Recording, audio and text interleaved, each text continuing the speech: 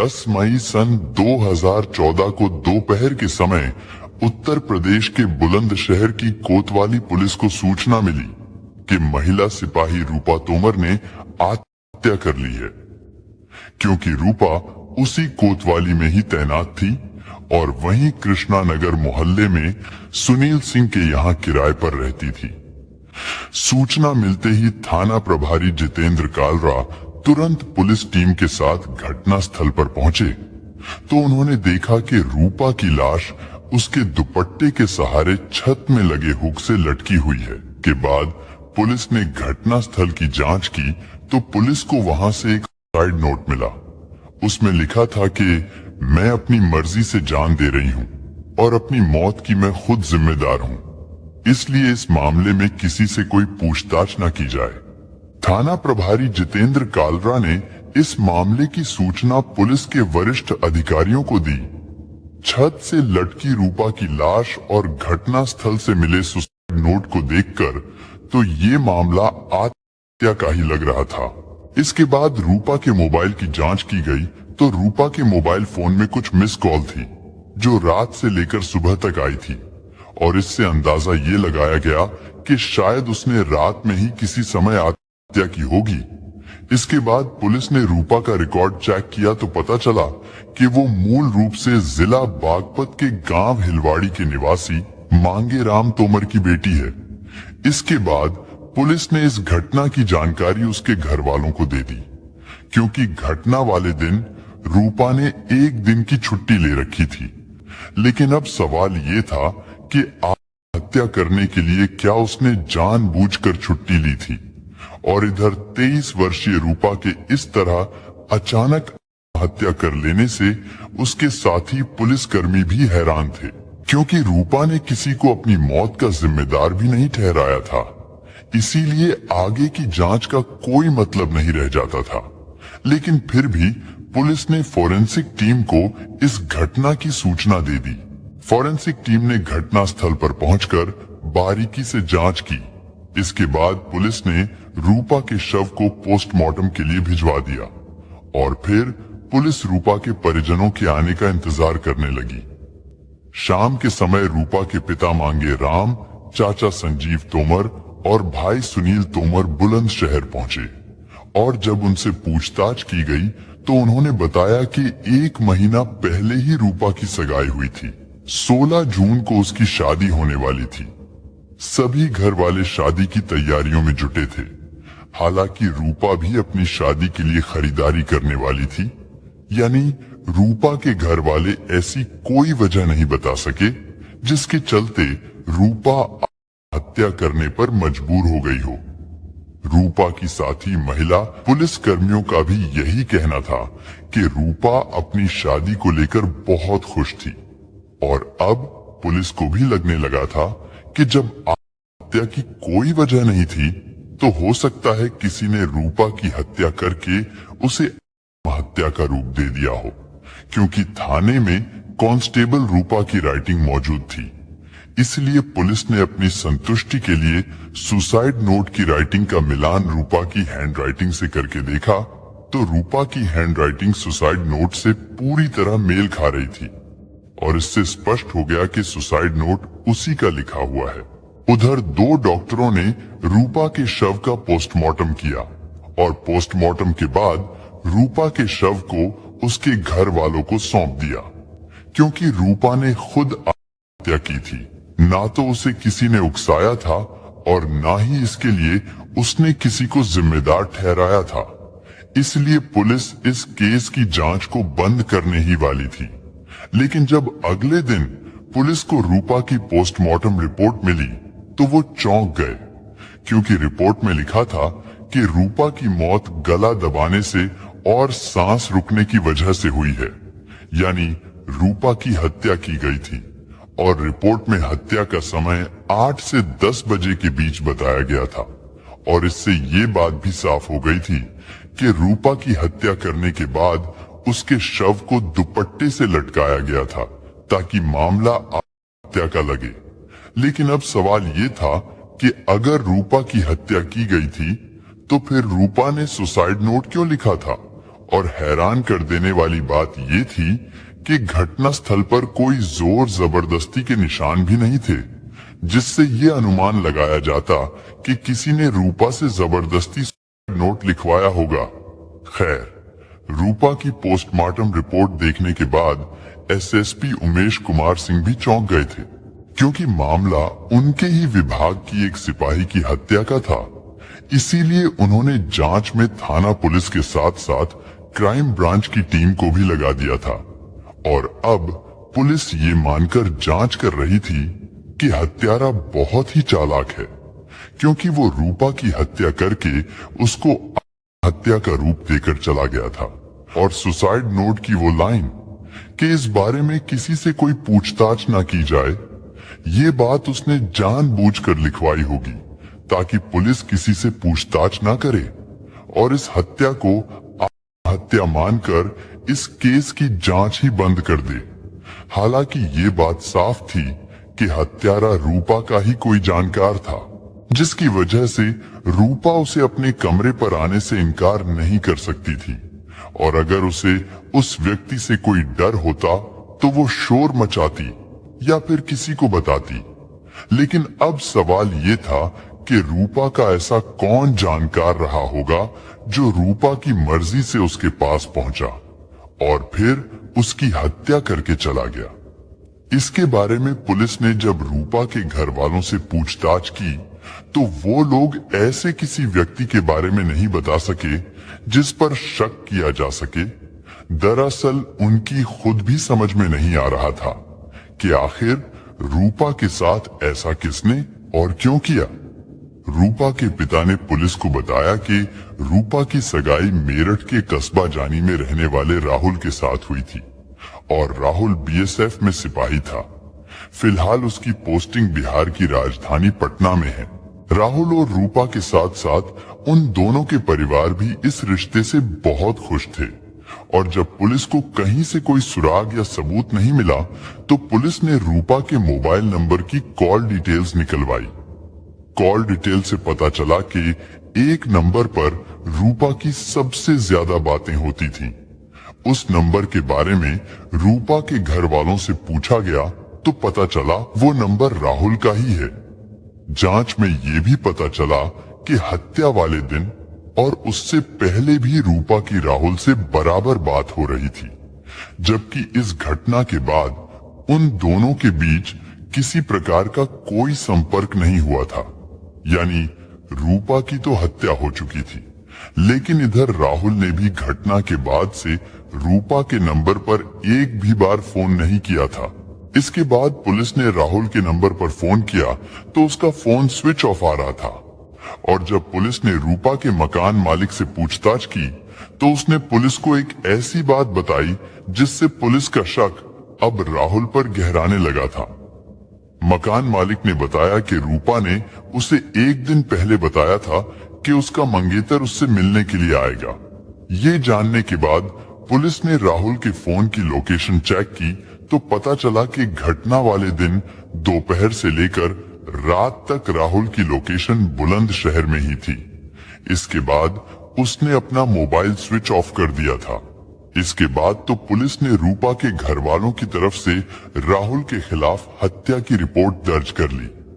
इसके बाद पुलिस राहुल की तलाश में जुट गई। एक पुलिस टीम राहुल की तलाश में पटना के लिए निकल गई और फिर 14 मई को पुलिस राहुल को अरेस्ट करके बुलंदशहर लेकर आ गई। और अचानक पुलिस की इस कार्रवाई से राहुल बौखला गया था।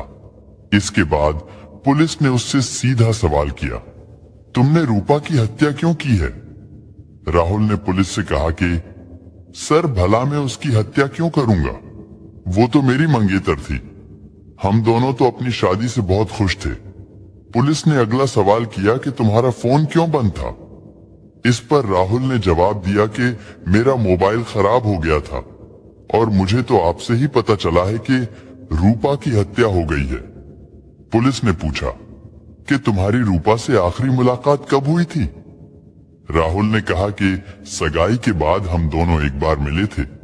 वैसे मोबाइल पर तो हम बराबर बातें करते रहते थे। राहुल के जवाब से पुलिस समझ गई कि वो हद से ज्यादा चालाक है और झूठ बोलने में भी माहिर है। लेकिन जब पुलिस ने उससे कड़ाई से पूछताछ की और थोड़ी सख्ती दिखाई तो वो टूट गया और उसने अपना जुर्म स्वीकार कर लिया कि रूपा की हत्या उसने ही की है।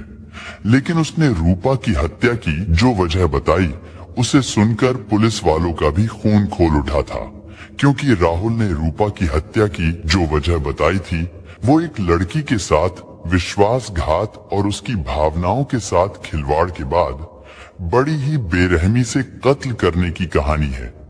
लेकिन इस हत्याकांड में एक ऐसा व्यक्ति भी था जो कांस्टेबल रूपा तोमर की हत्या का मुख्य कारण बना।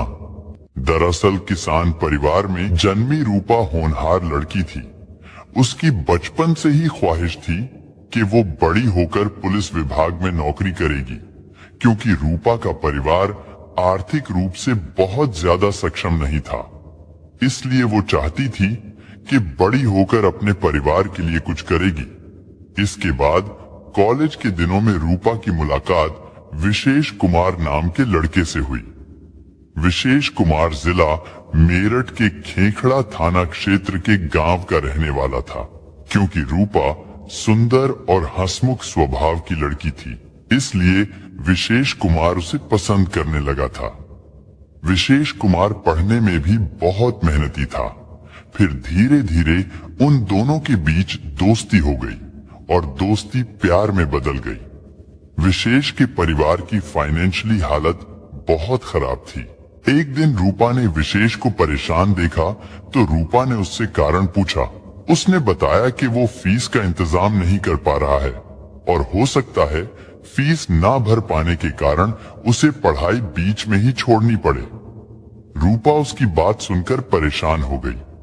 रूपा ने विशेष को समझाया और उससे कहा कि वो उसकी कुछ ना कुछ मदद जरूर करेगी। इसके बाद रूपा ने किसी तरह से इंतजाम करके विशेष को फीस भरने के लिए रुपए दे दिए। इससे विशेष बहुत खुश हुआ।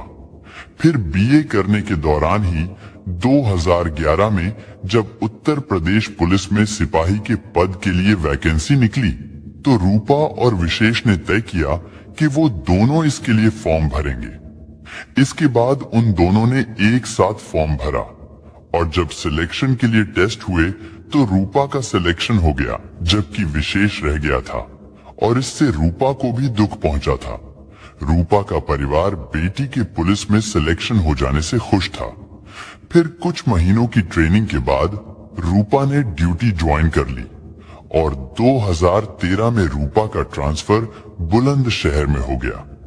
इधर विशेष को अब तक कहीं नौकरी नहीं मिल पाई थी, इसीलिए वो परेशान रहता था और समय समय पर रूपा उसकी आर्थिक मदद करती रहती थी, क्योंकि वो दोनों एक दूसरे से प्यार करने लगे थे। इसलिए वो दोनों शादी करना चाहते थे, लेकिन रूपा का परिवार विशेष के परिवार की माली हालत खराब होने के कारण शादी करने के लिए तैयार नहीं था। इधर विशेष ने सोचा था कि उसे खूबसूरत और नौकरी करने वाली पत्नी मिल जाएगी तो उसकी फाइनेंशियली प्रॉब्लम भी खत्म हो जाएगी, लेकिन रिश्ता नहीं होने के कारण उसका प्लान फेल हो गया और उसके दिल में इंतकाम की चिंगारी भड़कने लगी। उसने मन ही मन सोच लिया था कि अगर रूपा उसकी नहीं हुई तो वो रूपा को किसी और की भी नहीं होने देगा, लेकिन उसने ये बात कभी जाहिर नहीं होने दी, क्योंकि उसे एक लालच ये भी था कि मांगने पर रूपा उसे पैसे भेज दिया करती थी। इधर रूपा की पोस्टिंग देहात के थाने में थी और वहां उसे बहुत परेशानी होती थी, इसीलिए वो शहर में आना चाहती थी। इसी दौरान उसकी मुलाकात एक सिपाही सुशील से हुई। सुशील क्राइम ब्रांच में था और वो मूल रूप से जिला शामली के थाना कांधला क्षेत्र के गांव भबीसा का रहने वाला था। वो बहुत तेज तर्रार था और अधिकारियों के संपर्क में रहने से डिपार्टमेंट में उसकी अच्छी बात थी।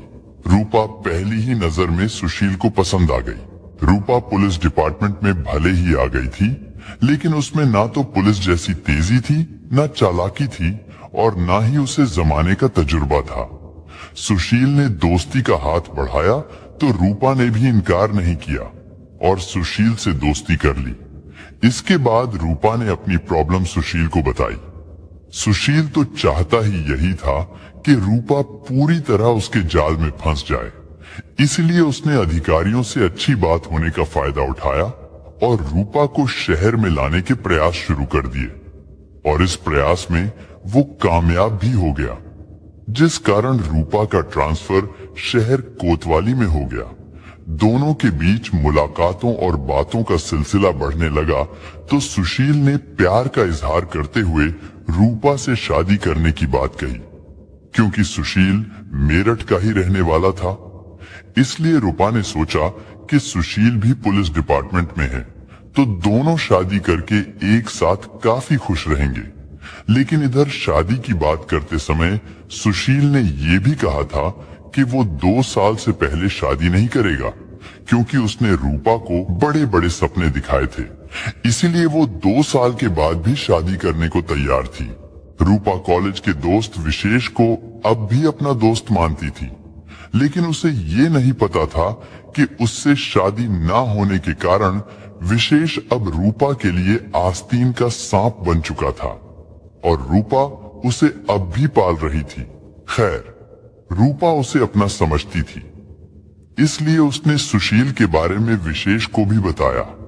विशेष तो पहले ही कुड़ा बैठा था, फिर भी उसने रूपा की हाँ में हाँ मिलाई, लेकिन वो अंदर ही अंदर जल रहा था। बल्कि विशेष तो चाहता था कि रूपा की शादी किसी से भी ना हो, ताकि रूपा और उसके घर वालों को हमेशा ये पछतावा रहे कि विशेष के साथ उसकी शादी ना करके उन्होंने बहुत बड़ी भूल की है। और अब रूपा ने विशेष को खुद ही बता दिया था कि वो सुशील के साथ शादी करना चाहती है। तो विशेष ने किसी तरह से सुशील का पता लगाया और उससे बात करके उसे रूपा के और अपने बारे में पुराने दिनों की बातें बताकर भड़काने का प्रयास करने लगा। लेकिन सुशील पर उन बातों का कोई असर नहीं हुआ। उधर रूपा ने सुशील के बारे में अपने घर वालों से बात की और जब उन्हें पता लगा कि बेटी शादी करना चाहती है तो उन्होंने सुशील के बारे में पता लगाया। लेकिन उन्हें जो जानकारी मिली उसे सुनकर उनके पैरों तले से जमीन निकल गई, क्योंकि सुशील ना सिर्फ शादीशुदा था बल्कि वो एक बच्चे का बाप भी था। जब ये बात रूपा को पता चली तो उसके सारे सपने टूटकर बिखर गए। वो समझ गई थी कि सुशील को शादी की जल्दी क्यों नहीं थी, क्योंकि सुशील शादी के बहाने उसे अपने जाल में फंसाकर रूपा की इज्जत से खेलना चाहता था। इस बात ने रूपा को अंदर तक हिलाकर रख दिया था। इसके बाद रूपा ने सुशील को बहुत खरी खोटी सुनाई और उससे पूरी तरह से दूरी बना ली। उधर रूपा के पहले प्रेमी विशेष को इस बात से बहुत सुकून मिला। हालांकि रूपा से अफसोस जताकर वो उसका सच्चा हमदर्द होने का नाटक करता रहा। इसी बीच सुशील का ट्रांसफर बागपत जिले में हो गया। इधर रूपा के घर वालों ने उसके लिए रिश्ते की तलाश शुरू कर दी और फिर मार्च 2014 में रूपा की मंगनी राहुल नाम के लड़के से हो गई। राहुल एक अच्छे परिवार से था और वो एक फौजी जवान था। जब रूपा और राहुल ने एक दूसरे को पसंद कर लिया तो उन दोनों का रिश्ता तय हो गया। दोनों ही परिवार चाहते थे कि शादी जल्दी कर दी जाए, इसलिए 7 अप्रैल को सगाई की रस्म पूरी कर दी गई और शादी की तारीख 16 जून तय हो गई। सगाई होने के बाद रूपा और राहुल की फोन पर बातें होने लगी थी। रूपा ने राहुल को विश्वास दिलाया था कि वो उसे बहुत प्यार करती है और हमेशा करती रहेगी। राहुल भी बहुत खुश था कि उसे होने वाली पत्नी के रूप में रूपा जैसी सुंदर और हंसमुख लड़की मिली है। और रूपा की खुशी भी किसी से छिपी नहीं थी। उसने भी सबको बता दिया था कि 1 महीने बाद उसकी शादी होने वाली है। उधर विशेष कुमार, जो रूपा से झूठी हमदर्दी जताकर उससे पैसे मांगता रहता था, और पुलिस की माने तो रूपा विशेष को उन 2-2.5 सालों में 2 लाख रुपए दे चुकी थी। लेकिन रूपा नहीं जानती थी कि वो आस्तीन का सांप है। विशेष को जब रूपा की सगाई और शादी होने के बारे में पता चला तो एक बार फिर उस पर बिजली सी गिर पड़ी और उसने तय कर लिया था कि वो इस रिश्ते को भी तुड़वा कर रहेगा। उधर सुशील भी पोल खुलने पर रूपा के हाथों हुई बेइज्जती की वजह से नफरत की आग में झुलस रहा था।